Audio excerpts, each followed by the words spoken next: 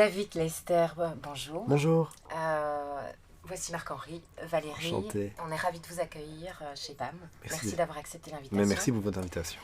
Vous êtes membre du Parlement bruxellois, Oui. président du MR bruxellois et président du CPS de Watermal-Boisfort. C'est correct. Voilà. Alors, depuis ce début 2021, il y a des voix qui s'élèvent de plus en plus dans la société civile, dans le monde scientifique et quelques-uns dans l'arène politique pour mettre en cause la légitimité des mesures sanitaires. Comment se positionne aujourd'hui le MR au Parlement bruxellois face à la longévité de ces mesures qui n'en finissent pas? Moi, je pense que c'est pas qu'au Parlement bruxellois, c'est sur l'ensemble du territoire. On a le même discours partout. C'est vrai que ces derniers temps, on s'est quand même beaucoup battu, alors que ce soit dans les médias et puis que ce soit aussi dans les cénacles qui sont parfois plus fermés, parce que ça se fait aussi dans des cénacles à huis clos, pour donner une perspective. Alors d'abord aux coiffeurs, et vous comprendrez que c'était un combat personnel qui était très important. Et puis ici, on voudrait aussi pouvoir commencer à redonner une perspective aussi aux restaurateurs et à toute une série d'autres secteurs, avec à chaque fois un indicateur qui doit être l'indicateur premier pour nous. C'est quel est l'état de la saturation dans les hôpitaux. Est-ce que à ce niveau-là, on a une situation comme on a pu la connaître, ou presque en Italie, où on a vu ces images, je me souviens d'il y a un an, ou est-ce qu'au contraire, on en est bien loin? Ça, c'est l'élément principal. On voit qu'ici, depuis un certain temps, on est quand même dans une situation qui est a priori assez rassurante. Il faut rester évidemment prudent, et c'est tout l'équilibre politique qui est parfois compliqué. C'est d'avoir évidemment, dans un certain sens, des cris d'urgence du secteur hospitalier, des soins de santé, qui nous disent attention, on a peur de revivre ce qu'on a pu vivre. Et puis vous avez d'un autre côté toute une série de secteurs, et puis la société civile qui nous dit écoutez, nous ici, on a un gros problème par rapport à nos libertés. Alors nous, on est le parti des libertés, on est le parti libéral, et c'est vrai que ça n'est pas simple, évidemment, l'équilibre à trouver au jour le jour n'est pas toujours évident. C'est pour ça que ces derniers temps, on s'est beaucoup battu, aussi au travers de la voix du président national, Georges-Louis Boucher, pour justement tenter de redonner une perspective à beaucoup plus court terme. C'est pas évident tous les jours, c'est pas simple tous les jours. Alors on est content pour les coiffeurs ici, on va essayer de faire mieux encore dans les prochaines semaines, mais j'entends bien la détresse. Vous savez, je suis président de CPS. Je vois aussi énormément de personnes, et je le comprends, qui sont des indépendants principalement, et qui atterrissent à un moment donné au CPS, malgré le droit passerelle qu'on a pu créer, malgré toute une série de mesures qu'on a pu développer, mais qui sont évidemment face à une détresse terrible, parce que c'est leur petit business qui est en train de chuter, mais c'est derrière ça toute une famille qui souffre également. Et ça, c'est une colère qui gronde et qui monte, on l'entend bien. Et donc c'est aussi au monde politique à bien l'entendre et à réagir à temps. J'espère qu'il n'est pas trop tard. Je vous range ta balle au bon. Je vous donne la perche. Il y a, quand on parle des hôpitaux, alors comment est-ce qu'on peut faire le lien entre les mesures qui sont prises, par exemple pour les coiffeurs, pour les restaurants, etc., et des hôpitaux? Parce est-ce qu'il y a des études qui ont pu démontrer qu'il y avait un lien entre les deux? Parce que moi, je n'ai aucune étude qui permet de démontrer ça. C'est exactement ce qu'on a un peu, nous. En tout cas, il y a deux éléments ici dans ma réponse. Et la première, c'est ce qu'on a demandé, nous, parti MR, c'est prouvez-nous, montrez-nous pourquoi est-ce qu'en Belgique, les coiffeurs sont en fait beaucoup plus dangereux qu'en France. Et ça, c'est vrai que jusqu'à présent, en tout cas, moi, je n'ai jamais reçu non plus une étude très claire qui permettait de me le justifier, si ce n'est un ressenti que si vous êtes dans un salon de coiffure, c'est possible que peut-être il y ait davantage de contamination. Ça, c'est un premier volet. Ça, c'est de la croyance. Donc, on est dans la croyance. Je n'ai pas d'études qui le certifient. Voilà. Ça, Il y a un autre élément, c'est que vous savez, en Belgique, on fonctionne dans un système qui est différent du système français, par exemple, même du système anglais. C'est un système particratique, c'est-à-dire c'est proportionnel. On va voter un jour, vous et moi, en tant que citoyen ou en tant que candidat. Et puis, au soir des élections, il faut qu'il y ait, parfois ça prend 500 jours, mais il faut qu'il y ait un accord entre plusieurs partis des deux côtés de la frontière linguistique. Et donc, à un moment donné, toute décision qui sort du gouvernement est la traduction d'un compromis. Alors, ça fait souvent, c'est extrêmement frustrant, parfois, pour le politique, en premier lieu, faut pas croire. Vous savez, nous, on fait campagne en disant, voilà, si on est élu, on obtiendra, ou on veut défendre ceci, ceci et ceci. Mais en fait, c'est un des premiers mensonges du politique, c'est lors d'une campagne électorale, il faut pouvoir l'avouer, parce qu'on n'aura jamais une majorité absolue qui nous permettra d'appliquer tout ce que l'on vous propose. Mais après, c'est l'espoir quand même, on ne peut pas nous empêcher. Il y a un programme à défendre. Il y a un programme à défendre, mais on sait tous très bien que dès le lendemain, malheureusement, il va falloir négocier et qu'on n'obtiendra pas tout. Mais c'est pareil ici avec les mesures en matière sanitaire. Tout fait partie à la fois de négociations entre partis politiques, ceux qui portent davantage la responsabilité que d'autres. Vous êtes ministre de la Santé pour le moment, peu importe le pays, c'est vrai que vous portez une responsabilité qui est différente, peu importe la vision par rapport à un ministre qui a une autre mise indépendant pareil. Vous êtes ministre indépendant maintenant, c'est quand même très très lourd parce qu'on se rend bien compte que ça fait partie des secteurs qui sont les plus touchés. Mais au-delà de ça, au-delà de la nécessité de devoir faire des compromis, de devoir faire des négociations avec les autres partis politiques, maintenant on est aussi dans une logique où il faut que l'on discute avec les experts, puisque les experts ont été, je dirais, amenés autour de la table. Alors c'est pas eux qui décident en dernier lieu, mais ils ont quand même un écho, ils ont une voix qui est assez forte dans les médias justement, et qui est écoutée, qui est entendue par beaucoup de monde, donc il faut faire l'équilibre. Comment ils sont désignés ces experts? Oui. Alors ça, c'est une excellente question, je ne sais pas, je ne sais pas comment ils ont été désignés. Parce qu'on a vraiment l'impression, du point de vue du citoyen, que les choses se décident entre le ministre de la Santé, le Premier ministre et les experts, et que effectivement toutes les autres voies politiques possibles, les autres partis que nous avons trouvés chez BAM fort silencieux pendant un an, n'ont pas leur mot à dire ou n'ont pas leur vision qui sont prises en compte. Alors, je comprends ce ressenti-là, et c'est toujours la difficulté d'avoir parfois des discussions qui sont extrêmement dures, mais toujours à huis clos, c'est vrai, et de ne pas peut-être les relayer, peut-être pas suffisamment, peut-être pas assez fort, une fois que les portes se rouvrent, parce que ça risquerait d'encore plus briser une confiance qui n'est déjà pas top pour le moment entre les politiques et les experts, et donc Peut-être les parce citoyens... qu'il n'y a pas de débat public, justement. Peut-être une des raisons, et donc c'est vrai qu'on se retrouve maintenant avec de plus en plus de prises de parole, que ce soit d'un expert qui dit parfois l'inverse d'un autre le même jour, ou d'un politique qui dit parfois l'inverse d'un autre le même jour. C'est tout le problème évidemment de cette liberté de parole qui est nécessaire, qui est utile, on se battra toujours pour, mais je comprends que ça crée aussi une certaine confusion. Vous dites on n'a pas d'études pour les coiffeurs, vous dites comment ont été choisis les experts, etc. Moi je comprends bien ça, mais ce que je vous demande d'entendre aussi, c'est que ce n'est pas parce que certains cherchent justement à ne pas créer davantage de confusion dans l'espace public que derrière la table ou autour de la table, ils ne se battent pas pour défendre peut-être donc une chose que ça vous. se discute vraiment entre Ça, oui. partis. Je veux bien croire, Vas-y, mais bon, il y a quand même... par exemple, si on parle des experts, il y a ici un article qui est paru en 2010 qui épingle clairement Van Rans sur le fiasco du H1N1, où on dit clairement qu'il recevait de l'argent pendant qu'il était expert pour cette crise-là, de GSK à qui on a commandé les vaccins qui étaient recommandés par les experts. Comment ça se fait qu'une personne comme celle-là se retrouve... Et il y a d'autres, parce qu'il y a d'autres personnes dans ce groupe d'experts qui ont été épinglées également. Comment ça se fait qu'on retrouve cette même personne 10 ans plus tard, propulsée non seulement dans le groupe des experts, mais en plus dans tous les médias, etc. Donc, comment est-ce que vous expliquez ça? Deux éléments de réponse. Le premier, c'est que vous ne pouvez pas reprocher, en tout cas au MR, si vous suivez l'actualité des dernières semaines, de ne pas justement avoir critiqué M. Van Ramst en l'occurrence. On a été parmi les premiers, et parfois ça nous coûte très cher aussi, parce que je veux dire, si vous suivez un peu l'actualité, si vous suivez les réseaux sociaux, oser mettre une critique vis-à-vis d'un expert quand vous êtes politique, il faut se lever tôt et il faut avoir une carrure quand même assez forte. Mais on l'a fait, entre autres à travers la parole du président national, de vous dire que ça fait des journées quand même assez rock'n'roll, mais on le fait pour tenter quand même un peu de demander à M. Van Ramst de tempérer ses ardeurs, de modérer en tout cas ses interventions publiques. Ça, c'est un premier point. Le second point, moi, ce que je comprends de la composition de ce groupe d'experts, c'est la question. c'est vrai que c'est assez... Ce que je comprends, c'est qu'en fait, le nombre d'experts en la matière, en Belgique, n'est pas si nombreux que ça, et que du coup, on a pris un peu tout le monde, tous ceux qui existaient.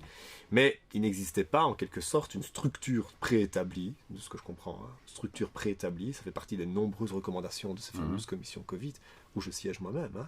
Dit, en fait, en réalité, prévenir, c'est guérir, et donc si une nouvelle pandémie du genre venait à arriver, il faut qu'il y ait un groupe d'experts déjà préétablis qui a été choisi sur base de critères objectifs, connus, transparents, et non pas, comme on a dû malheureusement le faire ici, dans l'urgence, à la va-vite. Bon, écoutez, là, on a une crise, on n'avait pas prévu le coup. Qui s'y connaît en la matière? C'est ça, qui s'y connaît en la matière? Van Rams, ça fait un des gars qui s'y connaît, il y en a 2-3 autres comme ça, et voilà. Il s'y connaît surtout pour avoir fait un fiasco quand même. Je ne parle même pas... je crois que vous êtes d'accord avec moi. Vous prêchez les convaincus. Mais on ne parle même pas des problèmes éventuellement de financement, enfin donc de conflit d'intérêts. On parle juste du résultat. qui était un fiasco total, puisqu'on a dû jeter 10 000 doses de vaccins. Ouais. 10 millions de doses de vaccins. Mais donc la vraie question, c'est surtout comment ça se fait que ces gens-là se sont retrouvés là. Et je présume qu'une des choses qui est prévue, c'est effectivement de sélectionner de manière peut-être plus transparente des experts. Mais justement, pour continuer un petit peu sur M. Van Rans, il y a cette fameuse vidéo virale que vous avez sûrement vue, où donc il livre ses recettes pour manipuler les médias, inspirer la peur, qu'il a appliquée d'ailleurs, méthode qu'il a appliquée en 2009 et qui a été un fiasco. Est-ce que vous pensez que les mêmes recettes ont été appliquées aujourd'hui? Ce que je veux dire, c'est que cette stratégie de la peur, pensez-vous qu'elle a été véritable en Belgique? C'est une question difficile. Oui, c'est une question difficile parce que je suis de nature peut-être je suis peut-être pas assez rebelle. Et donc, je ne peux pas croire que M. Van Rans se lève le matin en se disant « je vais distiller la peur davantage ». Je ne peux pas le croire, ça. Mais je sais que c'est une théorie ou un argument qui circule. Mais voilà. Maintenant, vous parlez des médias. Excusez-moi, mais à un moment donné, c'est quand même difficile d'ouvrir un des journaux, et il y en a quand même quelques-uns en Belgique, depuis un an, sans qu'il y ait minimum une interview de soit de Van Rans, soit un autre. Et donc, dans un certain sens, moi, je comprends aussi les virologues ou les experts qui, un jour, en fait, ils doivent quand même toujours dire quelque chose. Et en réalité, leur discours, moi, je le connais par cœur depuis un an. Vous pourriez vous-même, je suis sûr, répéter le discours qu'ils donnent depuis un an, parce que c'est quand même toujours plus ou moins le même lexique, le même verbatim, vous voyez ce que je veux dire, depuis plus ou moins. Et donc, je pense que les médias ont un rôle aussi, là. Je veux dire, moi, je lis les médias tous les jours. Il n'y a pas un jour, il n'y a pas une interview d'un expert. Alors, c'est soit de Copiter, soit de Van Rans, soit de... Et donc, les gars, ils doivent quand même toujours bien dire quelque chose, et on n'est quand même jamais non plus à l'abri, et ça, c'est politique qui parle, à un moment donné de la phrase, surtout dans le média écrit. Parce que, je vous demande vraiment d'être attentif à ça. Mais je vous demande vraiment d'être attentif à ça. La plupart des polémiques viennent ou proviennent très souvent des articles papier, et non pas des interviews orales. Parce que là, quand vous êtes dans une interview télé ou même à la radio, il y a quand même une nuance que vous savez apporter, il y a un ton que vous savez apporter, il y a toute une explication qui vous permet très souvent quand même de cadrer un peu ce que vous dites. Article papier, pas. Article papier, pas. Moi, j'ai déjà fait des interviews qui durent parfois 2-3 heures, puis vous avez 2 pages. Mais en 2-3 heures, vous avez dit beaucoup plus que 2 pages. Et puis, c'est évidemment la liberté du journaliste, et je respecte ça, mais de retraduire ce que lui a compris, entendu, et reflète au mieux ce que vous avez dit. Et on n'est pas à l'abri d'une phrase. Moi, j'ai vu des tas de fois, des tas de polémiques se créer d'une phrase, dit attendez, j'étais là, c'est pas ça qui a été dit. Mais voilà, donc je pense quand même que j'apporte un élément qui est important aussi, et où je pense que je sais que les médias ont cette réflexion-là aussi. Et quel est le rôle que eux jouent aussi dans cette ambiance parfois de complot, de peur, de schizophrénie qui existe pour le moment en Belgique, et pas qu'en Belgique, pas qu'en Belgique, ce débat-là, il vit ailleurs aussi. Mais le rôle des experts, je trouve qu'il est beaucoup plus puissant en Belgique que dans les autres pays. Pour lire beaucoup la presse française et anglaise, c'est comme ça, je trouve. En principe, les experts devraient s'exprimer essentiellement dans le cadre de leur mission, c'est-à-dire dans les groupes d'experts, et ne pas s'exprimer dans les médias, en principe. C'est ça qu'on a beaucoup reproché, entre autres, à M. Van Rans. Ici, il y a... Je vais vous donner un exemple. Je vais vous donner un bon exemple.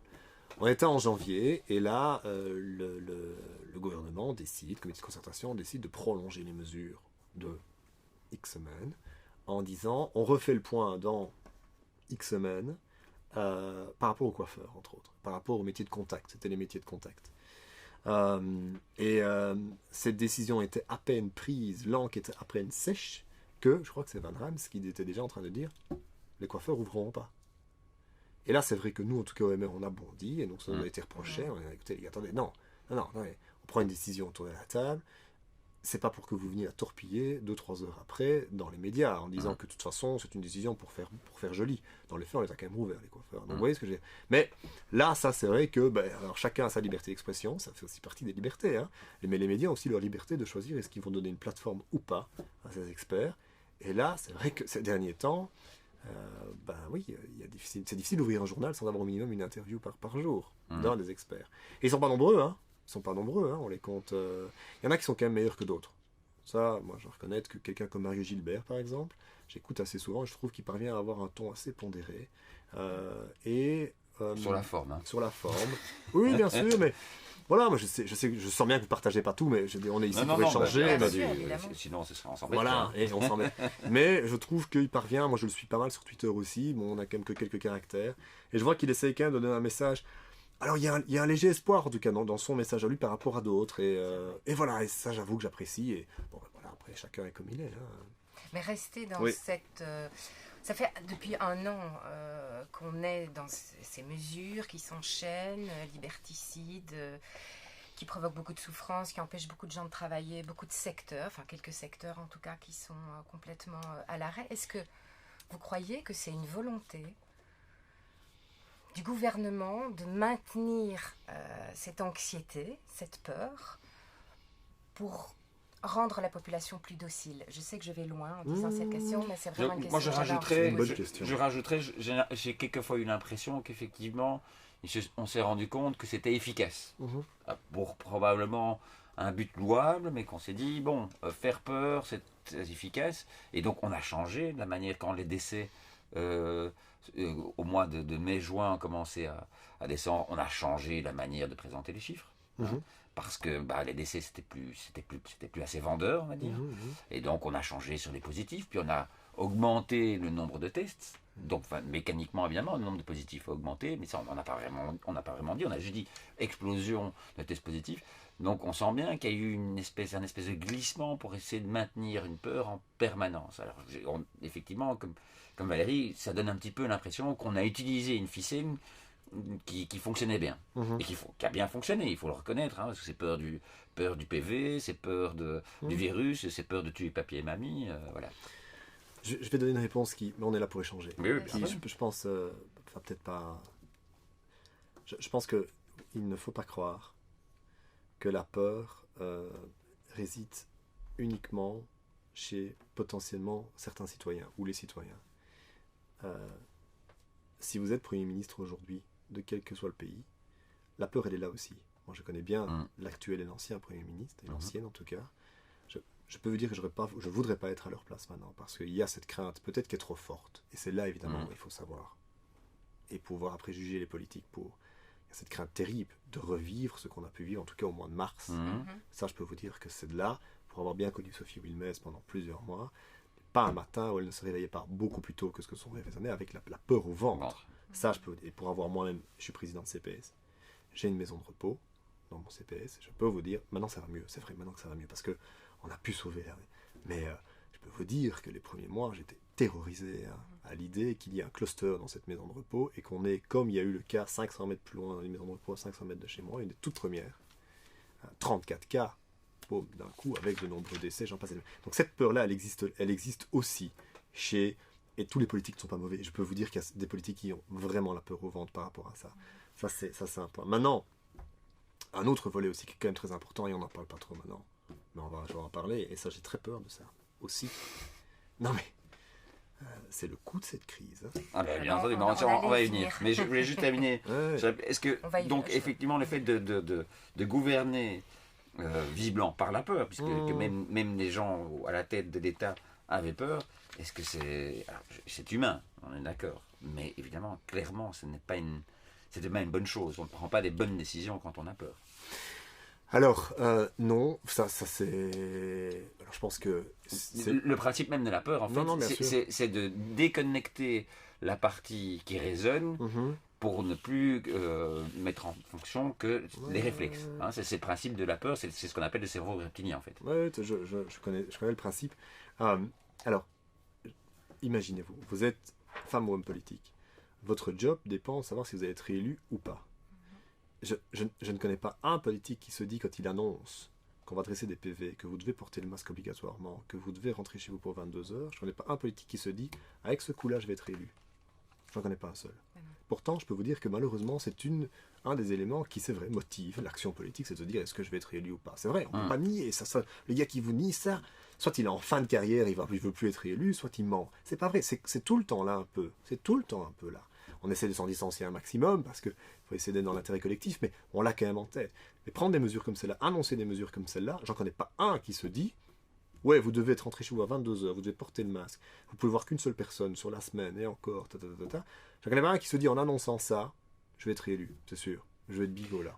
Et Ouais, je crois qu'il y en a qui se disent, si je ne prends pas des mesures suffisamment fortes, qu'elles fonctionnent ou qu'elles ne fonctionnent pas, Ouais. on va me reprocher de ne pas les avoir prises aussi. Il y a aussi ça. Alors il y a cette crainte là de se dire, attendez. Et si- celle-là était assez forte aussi. Hein. Ça c'est clair, c'est une crainte. Mais bien sûr, ce que je vous disais, Ouais. la peur elle est là aussi, c'est de dire, attendez, si il y a imaginons qu'il y ait une troisième vague, je sais que, mais imaginons, hein, et puissant. Touchons du bois. Mais non, mais tiens, mais qui va porter la vraie responsabilité de ça? C'est le politique, hein. Ça sera le Premier ministre, hein. Ça va dire, mais c'est toi, hein, mec. Il y a Macron ici, par exemple. On a un bon exemple. Il a décidé, il y a 2 semaines, de dire, ok, on ne fait pas de troisième confinement, on va renforcer en effet les mesures, là, mais pas de confinement comme on a connu il y a 1 an.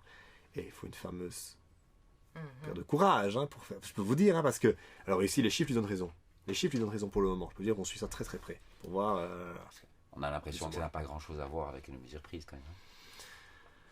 Alors ça, je suis pas expert, justement. Non. Je suis pas expert. Ça Mais va. complètement. Sur quelle base? Voilà, mais on en a déjà discuté. Ouais. On manque effectivement d'études qui permettent non seulement de valider Mm. les décisions qui sont prises en termes sanitaires, mais on manque aussi, mais ça va arriver, vous en parliez aussi, on manque totalement d'études qui permettent d'estimer quels ont été les dégâts de toutes les décisions qui ont été prises. Hein. Et ils sont énormes. Hein. Et là, c'est aussi le point, qu'est-ce que ça va coûter? Hein. Et là, donc, mais ça va je coûter. pas s'écouter, mais Ouais. aussi, il y a d'autres choses qui sont beaucoup moins quantifiables. Hein. Mais il y a pour l'État aussi. Hein. Ouais, Moi, je peux ouais. dire, j'ai travaillé, moi. Enfin, l'État, c'est Ouais, nous. non, Hein. les- Oui, l'État, c'est nous. Donc, il n'y a pas de problème avec ça. Mais moi, j'ai travaillé dans un cabinet ministériel pendant 8 ans. 8 ans. Maintenant, je suis député, oui, très bien. Maintenant, j'ai travaillé et j'étais, entre autres, associé à la confection des budgets de l'État. 2-3 fois par an, on se réunit, vous voyez, quand on voit à Val-Duchesse, vous voyez, ce genre de choses. Je fais partie de ces gens qui sont dans les petites mains, derrière, dans le couloir. Je fais partie de ces gens-là. J'ai pas connu une seule confection de budget où ça n'était pas une foire d'empagne terrible, parce qu'en fait, on n'a pas toujours le pognon, voire pas assez souvent. Ces dernières années, on ne peut pas dire que... Surtout au niveau bruxellois. Voilà, exactement. Ici, c'est au niveau de l'État, mais bon, soit. Et donc, je peux vous dire qu'ici, on a dépensé sans compte. C'est-à-dire, attendez, il faut essayer de sauver un max, donc il y a un pognon dingue qui est sorti. Mais ça... Donc le jour où ça va aller mieux, tout va bien, il n'y a plus de Covid, il n'y a plus rien, tout va bien. Là, les gens vont commencer à dire, hey, nous maintenant, on veut aussi de meilleures routes, de meilleures écoles. Et c'est normal, hein, sauf qu'il n'y aura plus de pognon. Hein. Non, mais quand on coupera le robinet, Ouais. qu'est-ce qui va se passer? Ah bah, Les bien faillites sûr. vont avoir lieu quand même. Oui, Et là, tout dit. c'est ça, c'est C'est quand ça, la on va couper le problématique. robinet des aides, évidemment. Exactement, là, donc c'est comment faire? Ouais. Et là arrive maintenant le débat de plus en plus. On voit bien hein, que c'est le débat qui ce arrive. qu'on appelle le déconfinement. Oui, exactement. Et ce débat de dire, ok, autant on a pu faire lors de la première vague une aide hélicoptère, comme on a dit, donc c'est tout le monde a, autant maintenant, il va falloir choisir. On ne pourra plus faire à tout le monde comme ça, il va falloir choisir. Donc ça, politiquement, allez-y, hein. Je peux vous dire, allez-y, à dire à tel secteur, bah écoutez, non, en fait, vous n'aurez pas. Vous, c'est fini, en fait. Vous, oui, mais vous pas. Parce qu'on n'a pas le pognon. Ça va être pour par faire un choix. secteur? Non, je pense que je sais pas très bien comment ils vont faire. Alors il y a une boîte il y a plusieurs boîtes qui bossent là-dessus, hein, sur des modélisations, dire ok, vous êtes en train, vous on McKinsey. peut vous sauver. Non, c'est Gredon entre autres. Hein, il y a eu plusieurs articles. Donc, eux travaillent là-dessus et ils bossent déjà dans plusieurs villes pour dire ok, vous pouvez aider ceux-là, mais celui-là c'est foutu ou clac clac. Voilà, donc ça va pas être facile. Hein, c'est pas ce moment-là va être. Il faut identifier ce qu'on appelle les zombies. Mais par rapport aux bénéfices-risques, Ouais. justement, comment on se positionne le IMER par rapport à ça? Par rapport bêtement à l'ouverture potentielle des secteurs qui sont fermés. Vous avez dit super les coiffeurs, mais oui, on est tous très contents que les coiffeurs sont Moi le ouverts. premier. Ouais. Mais par exemple, le secteur culturel qui Ouais, morfle, l'événementiel, l'ORECA, enfin je veux dire, ce sont des catastrophes à venir terribles. Donc comment, du point de vue du MR, on peut essayer de sortir de cette... non, plutôt, je vais reprendre la question, comment on peut, cette balance bénéfice-risque, comment le MR l'envisage par rapport aux ouvertures qu'on attend tous, toute la population absolument. attend ces Moi je pense qu'il y a un indicateur, on en a parlé tout à l'heure, il y a un indicateur. C'est la saturation des hôpitaux. Il n'y a que celui-là qui compte, pour moi. C'est le plus important. Et donc ici, on va rouvrir les coiffeurs. Si dans 3 semaines, on réalise qu'il n'y a pas de saturation d'hôpitaux, qu'il n'y a pas d'augmentation, ou que c'est gérable, en effet, il faut redonner place à la vie, il faut commencer à pouvoir rouvrir. Imaginons maintenant, on se voit dans 3 semaines, et on voit qu'il y a un appel. Imaginons, hein, je crois que non, mais imaginons que c'est le cas.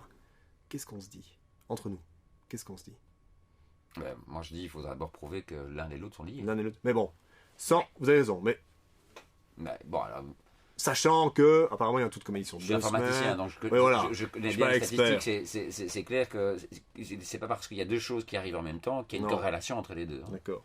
Mais bon, si on a comme ça 2-3 mois où on a des chiffres qui sont plus ou moins stables, on ouvre un secteur, et là, imaginons que justement les chiffres augmentent, c'est difficile peut-être de faire Oui, le mais lien, quel enfin, chiffre? C'est ça aussi que j'ai envie. de saturation des hôpitaux. Donc, Ouais, De c'est- voilà, saturation c'est des que hôpitaux, celui-là. donc Ouais, que le celui-là. taux de mortalité. Non, saturation des hôpitaux, parce que je vais vous donner un exemple. moi. Qu'est-ce qui se passe? Saturation des hôpitaux, c'est quoi? C'est pas que des couloirs ou des lits qui sont remplis parce qu'il y a des gens qui ont le Covid et qui sont intubés. C'est pas que ça. C'est pas que ça. C'est d'autres gens qui sont pas C'est soignés. exactement ça. Moi, j'ai un cas dans ma propre famille, quelqu'un qui a un cancer. Le traitement est reporté depuis maintenant plusieurs mois. Alors, heureusement, maintenant, on a pu démarrer. Je suis certain que si on avait pu le prendre 6 mois plus tôt, je ne suis pas médecin, mais enfin, quand même, on n'en serait pas dans la situation où on est maintenant. C'est ça le vrai problème. Alors je saute au bon. Excuse-moi. C'est sur le bon. Par rapport au traitement, Oui. justement. Que pense l'EMR des traitements dont le gouvernement ne dit rien, ne touche pas un mot à propos de ces traitements qui existent et qui apparemment sont utilisés ailleurs dans le monde et qui pourraient empêcher justement, si on les soigne avant, que les hôpitaux ne soient pas saturés. Mais ça, c'est vrai que il y a deux choses, il y a deux réflexions par rapport à ça. Il y a on est parvenu à créer des vaccins, ça en quelques temps, en quelques mois, et on dit waouh. Mais par contre, pour ça les vaccins ça a marché. Mais par contre, trouver des solutions, trouver des systèmes qui font qu'on peut rouvrir des secteurs, qu'on peut mieux guérir du Covid ou autre, ça c'est plus lent. Ça ne vient pas. Et c'est vrai qu'on a un temps de retard. Moi j'avais une réunion hier justement OMR, on a une réunion hier OMR avec la société qui s'appelle Air Stérile, qui est une société qui existait déjà avant le Covid, et qui est fort utilisée à la fois en Chine et en Angleterre. Pour ce qu'ils ont expliqué hier, donc je ne fais jamais que relayer. Mais ça fait un moment qu'on entend parler d'eux, et qui concrètement installe un dispositif, par exemple dans un système, dans un Oreca ou autre, qui permet de calculer le niveau de CO2, et donc en gros de tuer le Covid, ou plus, enfin, vous voyez ce que je veux dire, je résume. Filtrer l'air. Voilà, filtre l'air, et donc il se passe quelque chose qui fait que ça marche. Ça marche avec donc, le NHS en Angleterre le fait, en Chine c'est ça qu'ils ont utilisé aussi, tac, tac, tac. Et ça, alors, c'est vrai que hier, au terme de la réunion, je me dis, enfin, comment ça se fait? Si ce truc fonctionne ailleurs, comment ça se fait que ça ne soit déjà pas plus avancé ici en Belgique ou même dans d'autres pays, vous voyez? Et je suis assez convaincu, moi je crois beaucoup en l'innovation de l'être humain, je suis sûr qu'il peut aller très vite pour vite s'adapter, trouver des solutions, ça je suis convaincu. Et là j'ai l'impression qu'on loupe un coche, qu'il y a en effet, comme vous le dites, des tas d'opportunités qui existent. C'est pas simple non plus pour un gouvernement de cibler la bonne et de l'extraire, parce qu'il est bombardé d'initiatives, faut pas croire.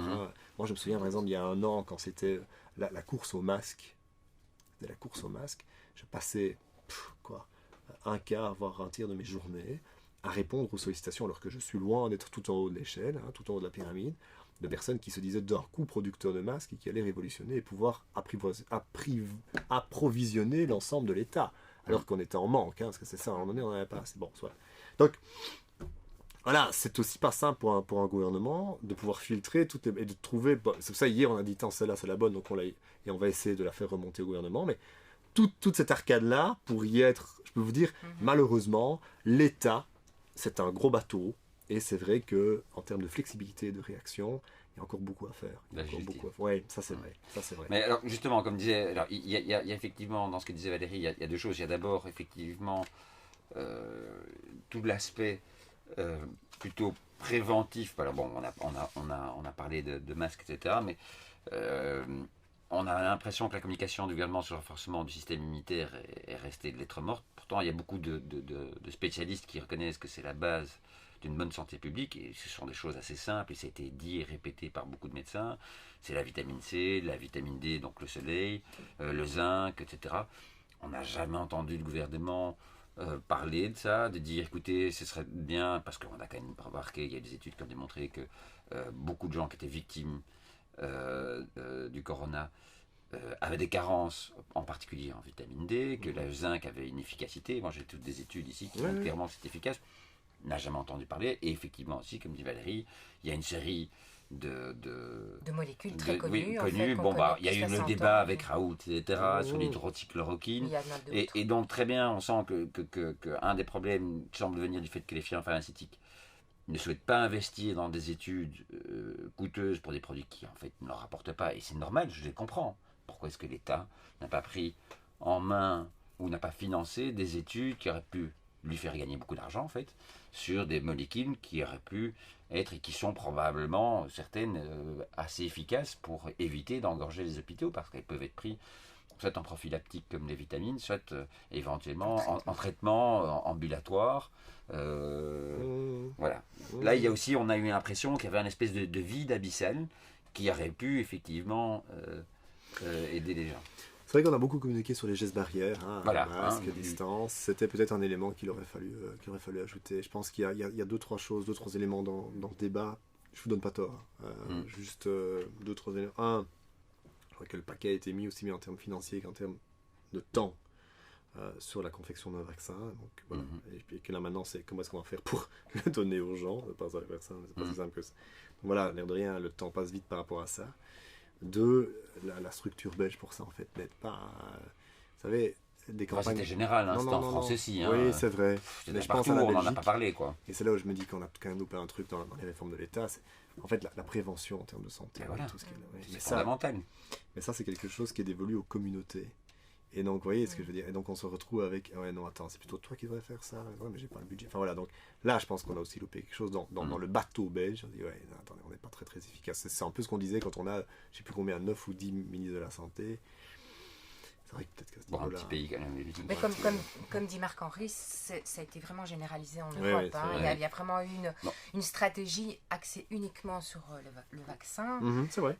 Depuis des mois, c'est comme ça. Et les médecins généralistes ont été ostracisés, je sais pas comment le dire, oubliés, alors que c'est eux qui sont en contact avec le citoyen et qu'ils ont malgré tout soigné, pas tous, mais leurs patients avec l'azithromycine, avec l'ivermectine et compagnie, et qu'ils ont eu des résultats. Mais c'est comme si on les avait mis de côté.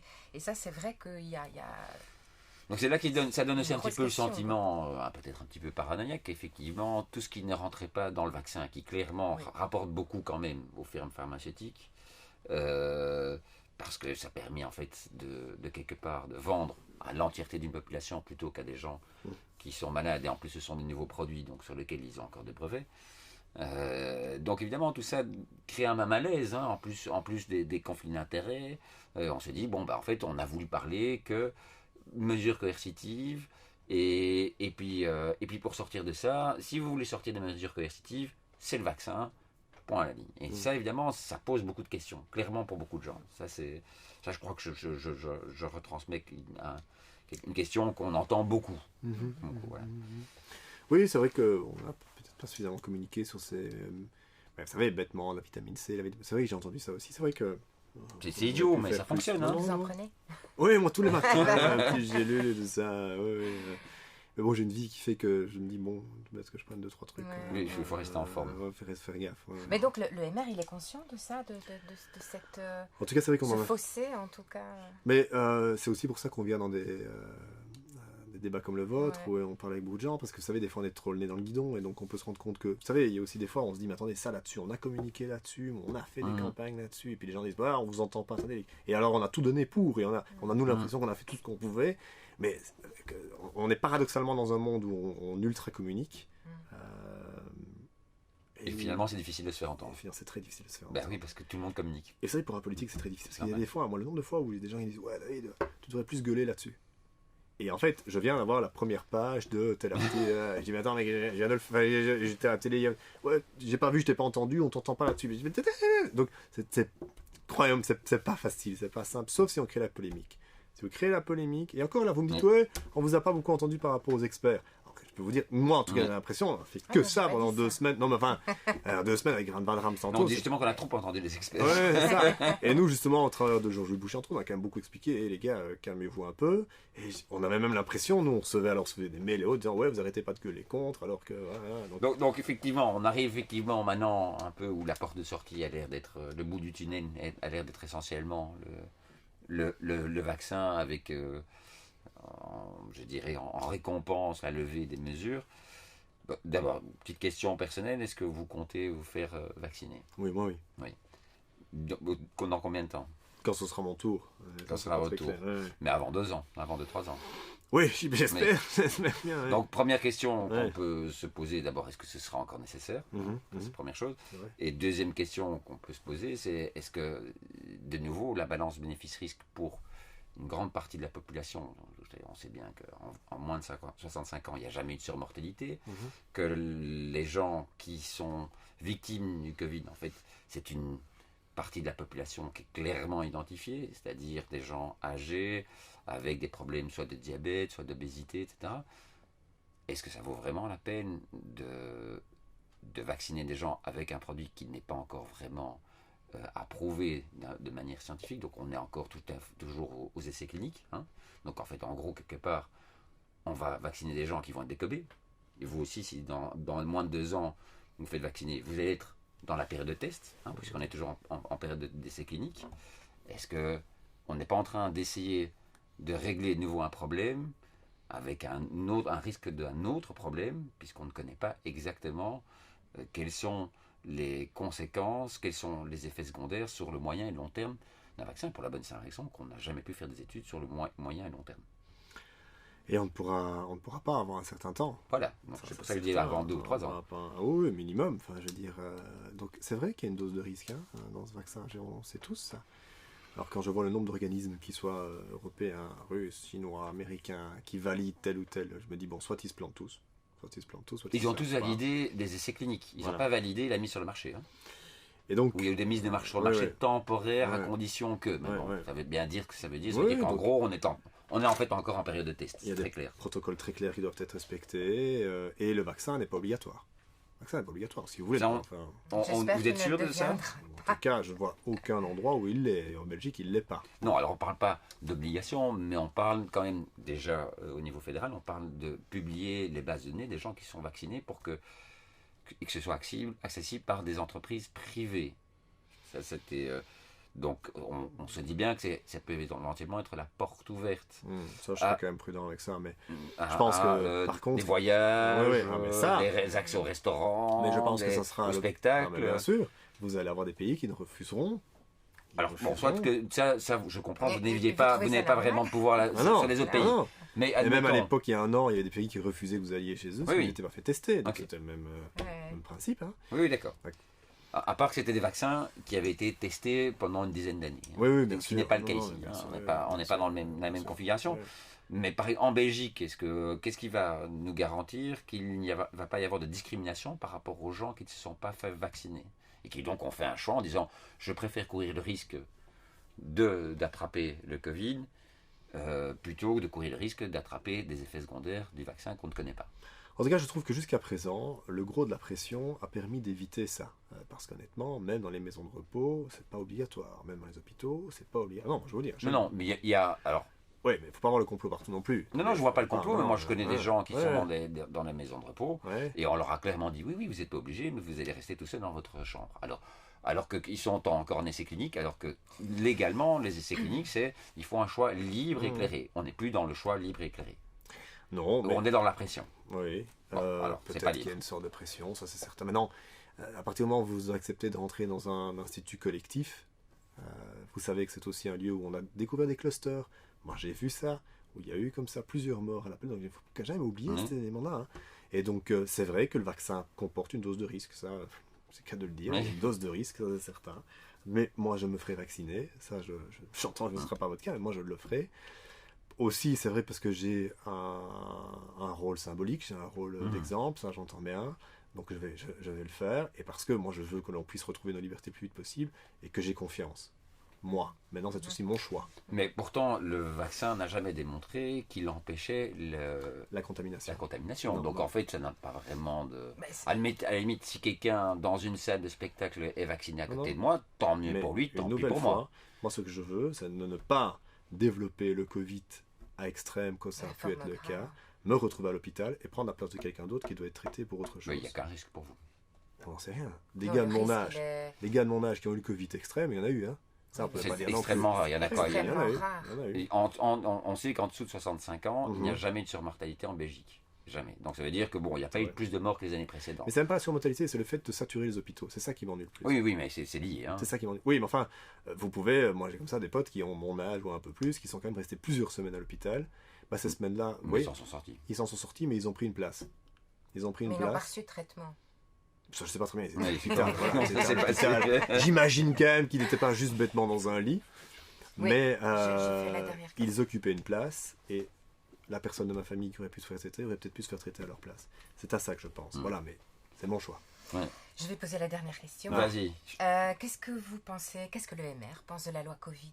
Et comment... La pandémie. La loi Oui. pandémie, oui, j'appelle Covid. Eh mais ben la non, mais loi vous le pandémie. dites très bien. Vous le dites extrêmement bien. Nous, ce qu'on veut, c'est une loi Covid, pas une loi pandémie. On veut une loi Covid qui, quand même, à un moment donné, soit... Formidable. Non, mais exactement. Ouais. Mais c'est ce qu'on dit, nous, on veut, et c'est ça un peu le débat pour le moment, on veut une loi Covid qui permet, après un débat au Parlement le plus démocratique, transparent possible, quand même donne une base légale à ce qu'on est en train de faire, parce que c'est vrai qu'on se rend compte à ce niveau-là que c'est pas très clair. Mais une loi pandémie, ça voudrait dire que dès qu'une pandémie éclate, on pourrait ressortir une loi et faire ce que certains voudraient faire, à savoir, par exemple, rentrer dans les entreprises pour tout réquisitionner, ou empêcher ceci, clac. Là, très attention, là, en termes de liberté, c'est pour ça que donc, nous, une loi Covid, qui quand même ici réglemente ce qu'on est en train de faire, parce que c'est vrai que peut-être la base légale n'est pas top, Non, pas de problème. Voilà. Une loi pandémie, attention. Attention, parce qu'il ne faudrait pas que ce soit une arme comme ça légale qu'on puisse utiliser à tout moment. Attention, Bien effet cliqué, quoi. Ouais, exactement. Donc là, Ça, on est ça, très je suis prudent tout à par fait rapport d'accord avec avec ça. Très prudent. D'accord. Ouais. Très bien. Ben oui, parce que ça Merci. fait partie de ma question aussi, c'était parfait. Oui. Merci beaucoup. Merci Pour l'aider. Merci pour le débat, c'est intéressant. Ben oui, même si, c'est ça qu'on veut même chez BAM.